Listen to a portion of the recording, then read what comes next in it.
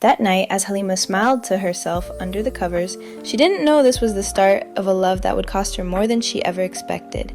She drifted off into a deep sleep, dreaming about her future, until the sound of her phone ringing jolted her awake. Unknown caller. She hesitated, then picked up. Hello. Hey, Halima. I'm sorry. Can we go back to being normal? Her heart stopped. Raymond, how do you get this number? I blocked you. I even changed my SIM. There was a pause. Then he laughed gently. That's not necessary.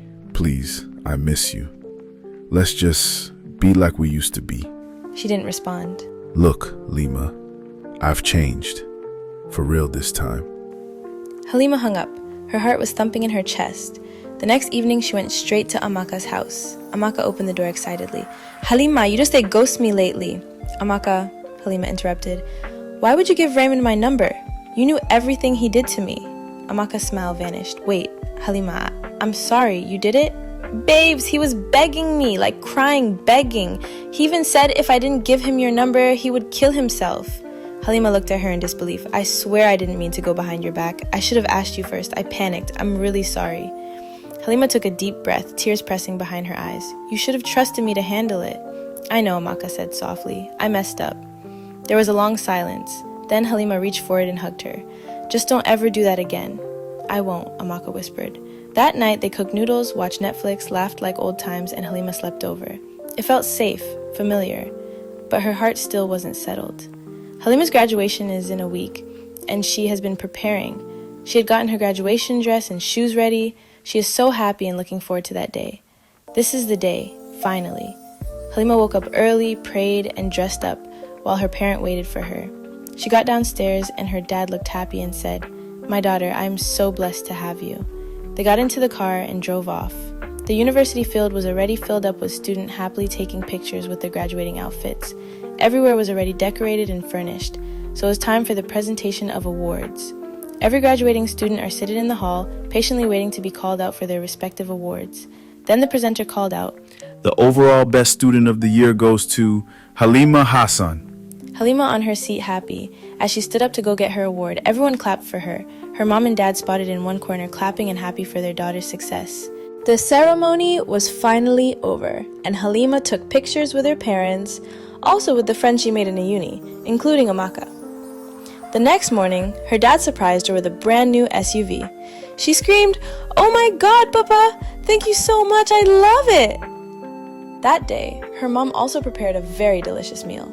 I made this pounded yam and egusi soup specially for our latest doctor, she said, while serving the food on the dining table.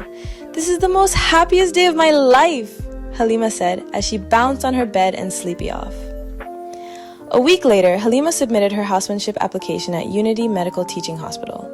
As she stood in line with her brown envelope, a soft voice behind her said, This line no be small, oh. She turned. A guy in clean blue native wear, holding the same envelope, smiled at her. She chuckled. Tell me about it, I'm Ibrahim. he said, stretching out his hand. Halima. They shook hands. He seemed kind, calm but lively. They stood in line together, talking lightly about medicine, stress, and a lot of interesting things. Before they parted, he said, Mind if we exchange contacts, just in case both of us get in? She hesitated, then smiled. Sure. A week later, she received an email.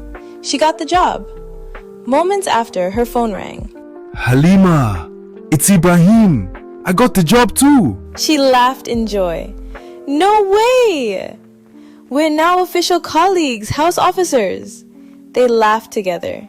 It felt good, pure, nothing complicated. Weeks passed. Work began. Long shifts, patient rounds, late night calls. Halima stayed focused. She and Ibrahim got closer as friends, talking during lunch breaks, helping each other revise drug dosages, and even laughing over unnecessary things. But one day, as they sat under the mango tree behind the hospital during break, Raymond saw them. He didn't say anything, just stared, then walked away. That evening, Halima returned home to find Raymond waiting at her gate. Raymond? What are you doing here? She asked, shocked. It's past 9 p.m. So you found another person. That's why you've been ignoring me, right? You moved on that fast. Raymond, don't start. I saw you, he said. That boy, that Ibrahim guy. Halima turned to walk away. Raymond grabbed her arm roughly. I'm talking to you. Don't walk away from me. She froze. I said I've changed, but no, you think you're better now. You think you can just dump me.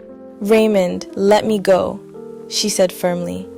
He stared at her, breathing hard, then let go. She walked inside, heart racing. From that day, everything began to fall apart again. She sat at her hospital desk, staring into space. Doctors called her name. She didn't respond fast. Her mind drifted. She made a small error on a patient file. Nurses whispered. Even Ibrahim asked, "Are you okay?" She nodded, but she wasn't. That night, lying in bed, she reached for her phone.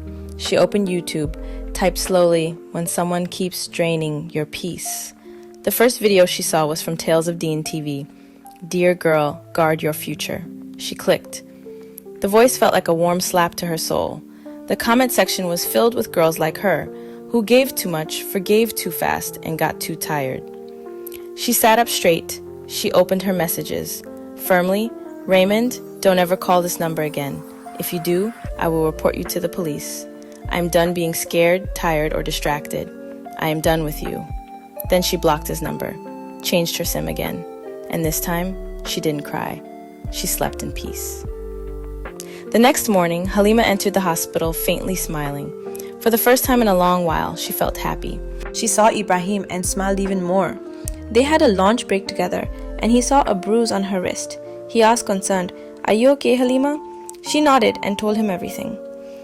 But Raymond wasn't the kind of person to give up quietly. Watch out for part 3, and don't forget to subscribe to my channel for the next chapter.